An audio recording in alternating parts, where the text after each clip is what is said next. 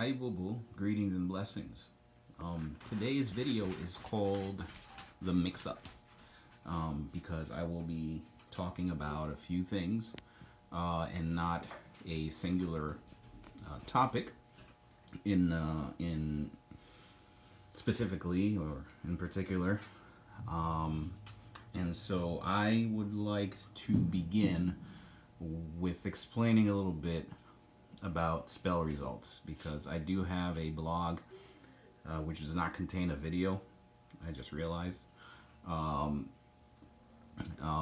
in terms of managing your expectations, I know I spoke about this in another video. However, in terms of managing your expectations, I just think that it needs a little bit of reinforcement. Um, and the clearest example I can use is the latest spell work that I did, group spell casting on the last new moon in the beginning of September, um, and there were a couple of results to report, but not everybody reported in, or not everybody saw results at the same rate. And for example, my wife hit $6,000 in the casino slots. I mean, she got lucky. She hit it right after I did the group casting on the new moon, and I have another client who reported like she suddenly started getting much more overtime. This is a separate client from another one for whom I had prepared a customized money drawing candle who had similar results, and so all of this to say that in the last spell that I cast, a group casting, we maybe had 6 or 7 individuals. And so, this is a clear example of how results vary and how things come either fast or slow for some individuals. Now, there may be reasons for that.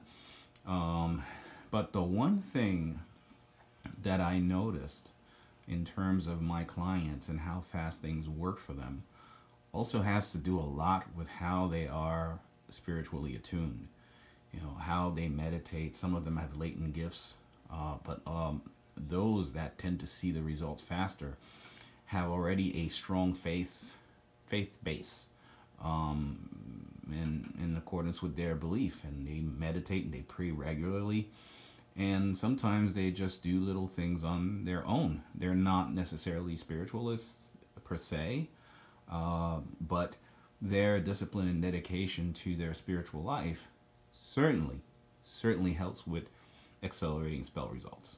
So that's one thing I noticed, which is one of the reasons why I say when you get a spell, it's good for you to focus on your intention, to pray, and to do things to help the spell along. Now, there are other types of spells that take a little longer to manifest depending on how complicated your situation is. Spiritualists, witch doctors, Bokos, Ungans, Wiccans, root workers, whoever you are dealing with, we are not gods. We work with God or with different deities or goddesses, but we're not God. We don't have the final say in terms of how everything plays out. We are a vehicle for this to help things happen, and we tap into these energies to encourage the manifestation of our desires and yours as well. So another situation that where things might be slow in terms of results is court cases or legal matters. And the reason being is if it's a super complicated case, and already as it is, the person in question is tied up in some extremely complex legal proceeding. The charges may be severe, or the person in some cases may be guilty. These types of spells take long, and they may require recast and recasting. It's not unusual. I have clients. I gave 2 examples. I have a client that had a serious legal matter, and the matter has been able to I was able to delay the matter for a couple of years. And for some, it's like, why is it taking so long? Well, have it ever occurred to you that perhaps the universe is trying to align the right jury, the right judge, to get the best outcome possible for that client?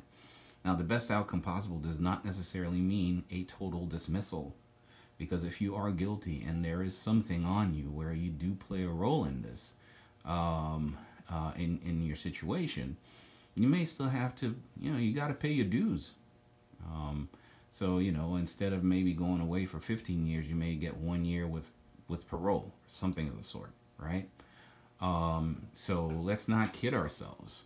Um, if you're guilty of something, I believe you got to pay the price. However, um, what we can do is mitigate what that price is like, or negotiate that. And in the case where you're completely innocent, get you off. Um, so these are some of the situations that can impact spell results. If you're talking about reconciliation and you guys have been fighting for a whole year, it's a very different story than reconciling with someone who you just started to notice or been having argument with recently, right? The level of work, what needs to occur, is very, very different.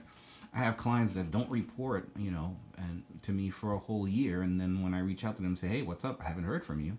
Oh yeah. Oh, by the way, that case was settled in court, or this happened to my son or my daughter or to myself, and but they never um, um, reached out to me to let me know, which is one of the reasons why I ask those of you who see results not to forget to go to the testimonial section and share your story. That it's important for me because it does help my business, of course, but it's also important to others who might be considering utilizing the services of Beausoleil, based on the amount of credibility and success that I have. Now, as I mentioned in my other blog, sometimes spells don't work. And it's not for lack of spiritualist skills, but there are other factors that can come into play.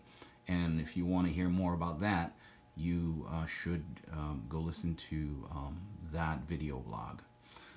The other thing I want to talk about today is the next full moon.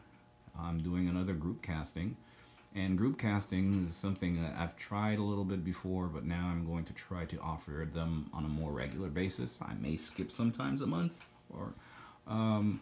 but essentially, it's very general or generic spell work with a specific intent for a large group of people, just like I did for the last new moon. And this next moon coming up, this full moon, is the Hunter and Harvest moon, and it falls on a Thursday, and I intend to cast that spell on the hour of Jupiter, and work with Maîtresse Ezuli Freda to add some ashe or some power to the work. So this is really a rare event in terms of when that full moon is going to take place, the kind of moon it is. It's the harvest moon.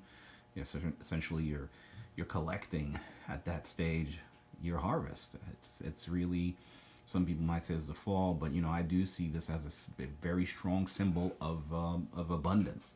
So you want to take advantage of that. And on top of that, for the price, $21 per person, it's really not, it's a drop in the bucket.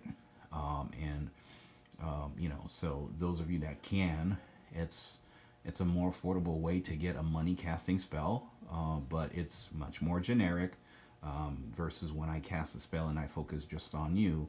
This is really for a group where I add everybody's names to the pot and draft a petition accordingly. So